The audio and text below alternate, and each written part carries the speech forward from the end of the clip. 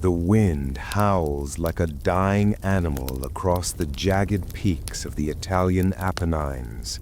It's February 1945. Below, the Nazi Gothic Line sits impregnable, a wall of steel and stone that has broken every Allied assault for 5 months. But tonight, 700 men are doing the impossible. They aren't marching, they are climbing. A 1,500-foot vertical wall of ice and rock known as Riva Ridge. One slip, one clatter of a rifle against stone, and the entire division dies in the dark. This is the untold story of the men who were told it couldn't be done, the elite phantoms of the snow. This is the spirit of the 10th Mountain Division. To understand the stakes, you have to understand the mountain. Mount Belvedere wasn't just high ground, it was a fortress.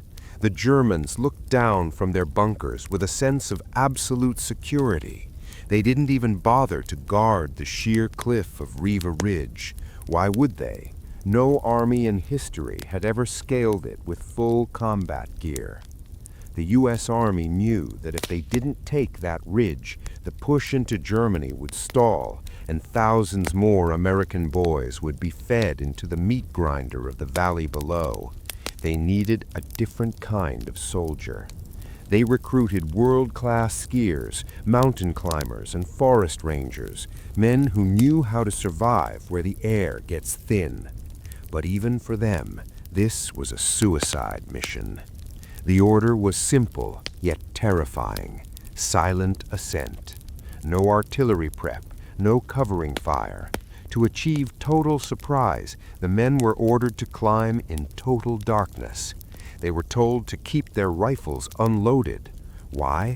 Because if a nervous soldier fired a single shot, the Germans would look over the edge and rain grenades down on their heads.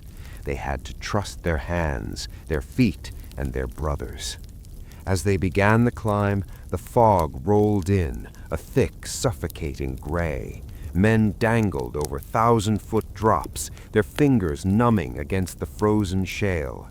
Every time a rock shifted, every time a boot slipped, the entire line froze.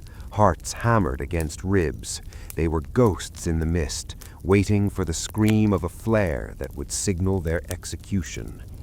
Halfway up, a young sergeant felt the ledge beneath him crumble. For a split second, he was airborne. In that moment, the mission and the lives of 700 men hung by a literal thread. His comrade reached out, grabbing his webbing with a strength born of pure desperation. No words were spoken. They couldn't afford them. They just kept climbing. What the Germans didn't know was that these Americans weren't just soldiers. They were men who had spent their lives conquering peaks for sport. Now they were doing it for the soul of the world. At 4 a.m., the first American helmet broke the crest of the ridge. The German sentries were literally caught sleeping. The impregnable Gothic Line was breached not by a frontal assault, but by a vertical one. The fighting was brutal and close quarters. The Germans scrambled, realizing too late that the phantoms were among them.